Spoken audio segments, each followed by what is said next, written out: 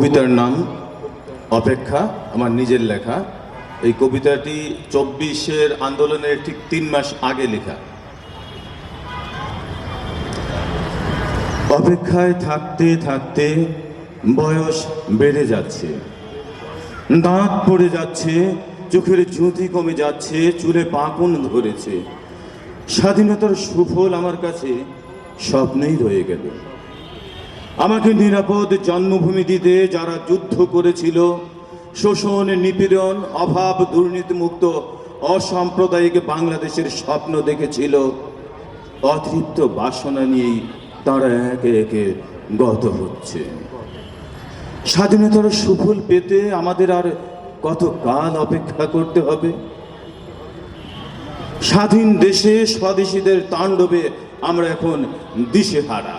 ফুটপাতে, রাজপথে, হাটে, মাঠে, ঘাটে সবখানে অরাজকতা, ক্ষমতার শোষণ আর সাম্প্রদায়িক প্রীতি রাষ্ট্রকে করে রেখেছে খর্বাকৃতি।